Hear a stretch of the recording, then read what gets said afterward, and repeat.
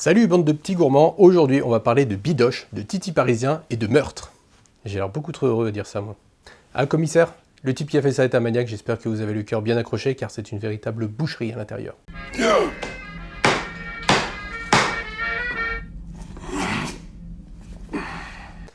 Sinon la vidéo, c'est par là. Orchestre s'il vous plaît.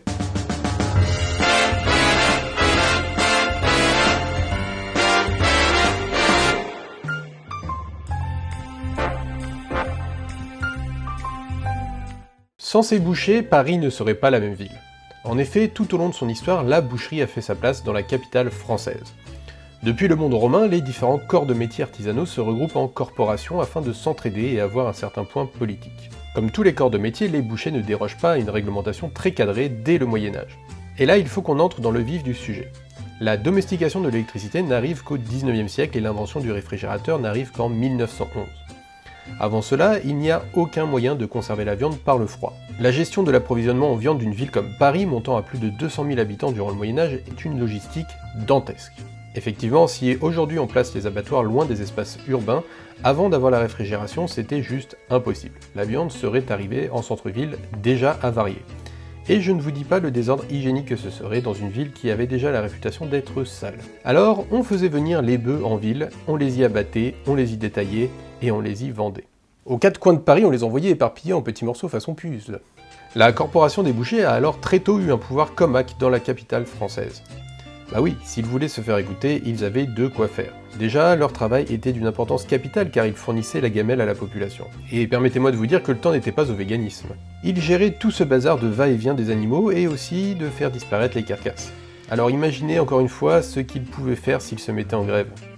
Donc, comme je disais précédemment, la corporation des bouchers parisiens était très encadrée, notamment pour l'hygiène. Abattre des bêtes dans une zone urbaine très dense, c'est très dangereux, et puis aussi, car les pouvoirs de la ville ont compris très tôt qu'ils n'avaient pas affaire à des tendres. Alors, je précise, bien entendu, que les choses sont tout à fait différentes aujourd'hui.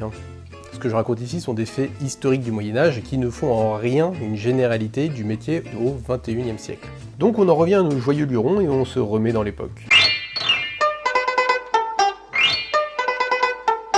Le Moyen-Âge en France, c'est le féodalisme. C'est-à-dire que c'est la noblesse, les seigneurs, qui administrent le territoire. Contrairement au capitalisme, les marchands n'ont pas vraiment leur mot à dire. Vraiment ? Dans une certaine limite, oui. La ville de Paris accorde un certain nombre d'étaux à chaque corporation. Un étal, c'est la table sur laquelle on expose les denrées en vente sur les marchés. Vous comprenez donc qu'il y a tout un enjeu à posséder un maximum d'étaux dans la ville. Mais encore une fois, féodalisme, on n'est pas au Monopoly, on n'achète pas des rues. C'est donc par la force que les bouchers vont accroître leur nombre d'étaux dans la capitale. Et donc, c'est parti pour les histoires rocambolesques. En 1382, les bouchers participent à la révolte des Maillotins. Soulèvement populaire qui eut lieu dans toute la France suite à la décision du roi Charles VI le Fou d'établir des taxes sur les matières de première nécessité. Cette révolte a pris ce nom car les Parisiens s'étaient emparés de maillets de plomb dans l'arsenal militaire pour dessouder des collecteurs d'impôts. Charles VI ne pliera pas et les enverra causer avec la grande faucheuse sans aucune forme de procès. En 1413, revoilà les bouchers dans la révolte des Cabochins. Paris était alors dirigé par les Armagnacs. Mais les Bourguignons lorgnaient sur la capitale. Ces derniers ont plutôt la cote auprès de la population, surtout depuis que Jean sans peur avait fait assassiner le duc Louis d'Orléans quelques années auparavant. Pour soulever le peuple, Jean sans peur s'allie alors à Simon le Coutelier, dit Caboche. La révolte prend d'ailleurs son nom. Caboche était boucher, et visiblement spécialisé dans le découpage des têtes de bovins, d'où son nom. En tout cas, une chose est sûre, c'est que c'était pas Jol rigolo. Jol rigolo ! Nos deux lascars, Jean sans peur et Caboche, réussiront à mettre Paris à feu et à sang. Mais en quelques mois, les Parisiens sont las de tout ce foutoir.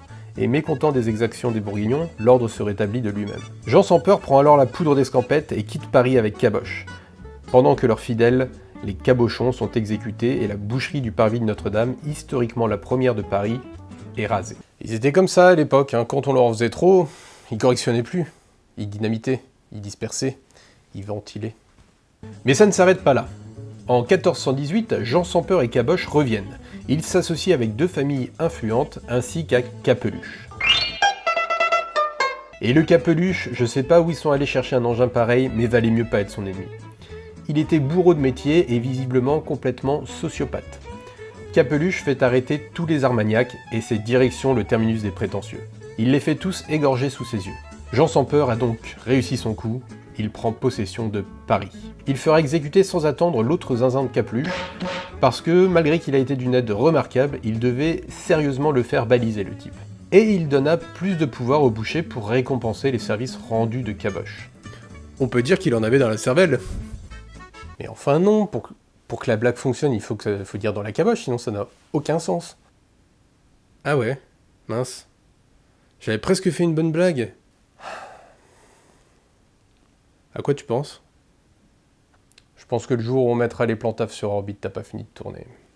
Les bouchers participeront également aux agitations liées à la Ligue catholique au XVIe siècle. La Ligue catholique était un parti catholique du coup, qui s'était donné pour objectif de défendre le catholicisme contre le protestantisme, donnant lieu à plusieurs guerres de religion particulièrement sanglantes comme le tristement célèbre massacre de la Saint-Barthélemy.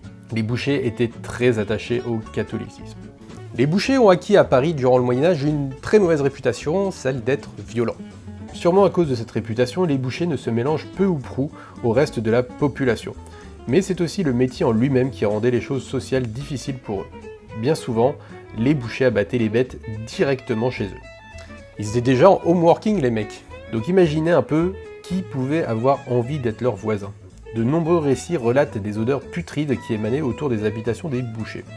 Je vous lis un texte que je ne suis pas allé chercher très loin puisque je l'ai trouvé sur Wikipédia, mais il peint tellement atrocement bien l'ambiance de l'époque que l'on n'y coupera pas. Il s'agit d'un extrait du tableau de Paris écrit en 1783 par Louis-Sébastien Mercier. Attention, âme sensible s'abstenir. Le sang ruisselle dans les rues, il se caille sous vos pieds et vos souliers en sont rougis. En passant, vous êtes tout à coup frappé de mugissements plaintifs. Un jeune bœuf est terrassé, la tête est liée avec des cordes contre la terre. Une lourde massue lui brise le crâne, un large couteau lui fait au gosier une plaie profonde. Son sang fume et coule à gros bouillon. Quelquefois, le bœuf étourdi du coup et non terrassé s'échappe. Fuyant ses bourreaux et frappe tous ceux qu'il rencontre, il répand la terreur et l'on fuit devant l'animal. Quand on est fils de boucher, on sera à coup sûr boucher à notre tour. Les étals se transmettent ainsi de génération en génération. La ville de Paris se développe considérablement pendant la période du Moyen-Âge, donnant toujours plus de valeur aux étaux. À la fin du Moyen-Âge et jusqu'à la Révolution, les bouchers jouissent d'une certaine opulence dans la capitale, ainsi qu'un point politique conséquent. Au XVIIe siècle, on encadre encore plus la profession car Paris devient trop peuplé, et des problèmes sanitaires en découlent. Désormais, les transactions de bétail devront être faites à Sceaux ou à Poissy. Il y a interdiction d'acheter des bêtes en dehors des marchés. Cela permet de réguler les prix et de pouvoir mettre en place une surveillance vétérinaire. Ensuite, la caisse de Poissy est mise en place à partir de 1707 pour aider les commerçants dans leurs achats sous forme de crédit. En contrepartie, l'État prend sa part du grisbi sur chaque transaction. On est dans un contrôle quasi total de l'État et ce n'est vraiment pas étonnant car l'État à cette époque, c'était Louis XIV. Mais cette idée de monarchie absolue est vivement critiquée et les penseurs vont plutôt vers le libéralisme. Donc forcément, quand survint la Révolution française quelques décennies plus tard, une dérégulation s'ensuit. Et ça provoque un bazar. On commence à vendre la viande à la sauvette, les fraudes sanitaires se multiplient, les étaux se multiplient, ce qui provoque la baisse de la valeur des anciens. C'est une catastrophe. Comme dirait Mylène Farmer, tout est chaos. Mon petit, je ne voudrais pas paraître vieux jeu, ni encore moins grossier. L'homme de la pampa, parfois rude, reste toujours courtois. Mais la vérité m'oblige à vous le dire, vous commencez à me les briser menus. Donc effectivement, chez les bouchers, on se prépare des nuits blanches, des migraines, des nervous breakdowns, comme on dit de nos jours. Et encore, c'est pas tout. Les Français sont les premiers à abolir la monarchie en Europe. Donc forcément, les autres pays européens se coalisent contre la France pour y rétablir la monarchie. Les guerres qui en résultent perturbent énormément les circuits d'approvisionnement en bestiaux. Il faudra attendre mars 1800 pour que Napoléon remette de l'ordre là-dedans. Encore? Mais t'es passionné de Napoléon ou quoi? Bah non, pas vraiment, même pour tout vous dire, je l'apprécie assez peu, mais c'est difficile de traverser le 19e siècle sans parler de lui, le type a tout réformé. Donc, du coup, Napoléon va soumettre l'exercice du métier de boucher à l'autorisation du préfet de police, ce qui est toujours le cas. En 1808, il interdit les tueries particulières et fait ouvrir des abattoirs dans ce qui était la périphérie de Paris à l'époque, Montmartre, Ménilmontant, Roule, Grenelle et Villejuif. Deux métiers se créent ainsi chez les bouchers. le chevillard qui achète en gros et abat les bêtes, et le détaillant qui découpe et revend la viande. De 1811 à 1858 est mis en place un numerus clausus concernant les bouchers. Il ne peut y avoir plus de bouchers que ce qui a été défini. En 1958, la mairie de Paris décide de tout réformer. On annule le numerus clausus, on supprime le syndicat qui avait remplacé la corporation à la Révolution, on supprime la caisse de Poissy et aussi le système de marché obligatoire. Désormais, ils sont soumis aux règles générales du commerce et de l'industrie, aux services vétérinaires préfectoraux, et quand ils ont besoin de caillasse, c'est à la banque, comme tout le monde. En 1859, Paris s'agrandit et incorpore dans la commune des communes avoisinantes. Ainsi, les nouveaux abattoirs sont créés, notamment à La Villette et à Belleville. La Villette prendra une place centrale et deviendra même le marché aux bestiaux de Paris. Finito Poissy et Sceaux. Terminado aussi les anciennes tueries, les 5 fermeront dans la décennie suivante. En 1868, les autorités tolèrent que le syndicat des bouchers se reforme. Les tueries de la Villette deviendront une sorte de ville dans la ville. Ça se politise et la criminalité augmente. La criminalité de manière générale augmente à Paris et à la Villette particulièrement. Le milieu y est bien implanté. Ce sujet est d'ailleurs évoqué dans la série Paris Police 1900 que je vous recommande. Une partie des bouchers de la Villette se radicalise. On y devient nationaliste et xénophobe. Bon, ça commence à partir dans tous les sens. On va prendre un instant pour quelque chose de plus léger. On va faire un petit cours de langue. Asseyez-vous les plantafs, prenez de quoi noter. Bonjour monsieur. Bonjour monsieur. Oui, c'est ça, bonjour. Alors aujourd'hui nous allons voir une langue qui s'est développée à cette époque, le louchébem. Oui. C'est quoi le louchébem? Très bonne question. Le louchébem est la langue des bouchers. Le louchébem fait partie de la famille des langues de bœuf. J'ai pas un peu gueulé là? Donc fait partie de la famille des langues argotiques. Des langues de bœuf argotiques? L'argot s'est développé dans le milieu du banditisme de la fin du 19e siècle. Il s'agit d'une sorte de français parallèle ayant pour but de ne pas être compris par les non-initiés. La police et les clients en gros. Eh bien, les bouchers avaient le leur à eux, qui était parlé à la Villette et dans les halles. Ça s'appelle le louchébem, et il est toujours parlé aujourd'hui. Allez, petite démonstration, envoyez la bobine. Alors, l'île mange d'âme, qu'est-ce qu'on va leur faire Leur dire sem ou l'albem ou... Hein? Leur vem, les non, tu viens manger messe à la maison? Ouais. À les amis? Ouais, d'accord. Hein? Alors, j'ai tout à fait conscience que ça a l'air compliqué comme ça, mais en fait, pas tant que ça. Alors, on prend un mot, on retire la première lettre, s'il s'agit d'une consonne, et on la remplace par un L, puis on replace cette consonne à la fin en y ajoutant un suffixe M, OC, UCH ou E. Bon, je vois bien que je vous perds là. Alors, prenons un exemple. Boucher. La première consonne est le B. On prend le B et on le remplace par un L.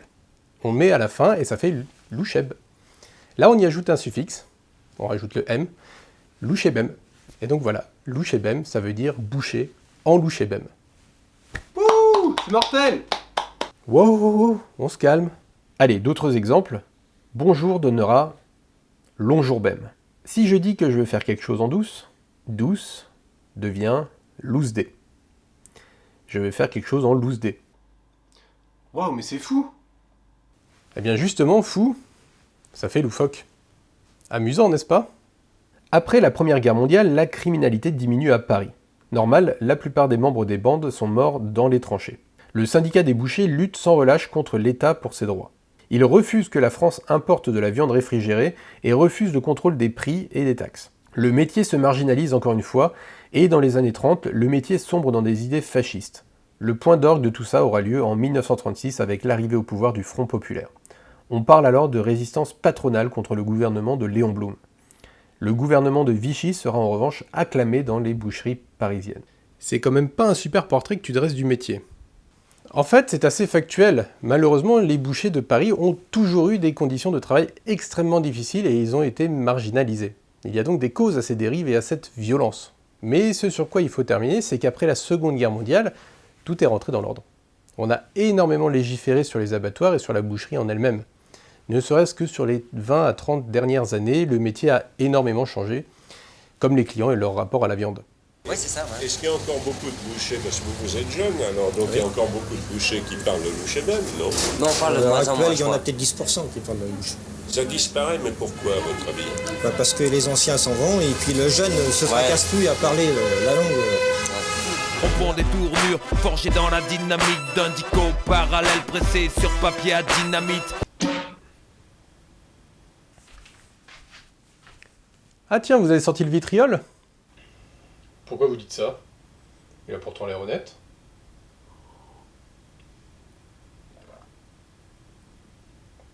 Ah, faut reconnaître.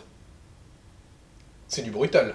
Lui t'aime, l'on est casse le lot, flemme. La clique t'aime, le dème, large bème. Là le sem, algorème. L'herche chème, la pème, les lots blême, prême. L'un que mi-cliff, casse l'on sème. Et l'est rème, le lac se rêve.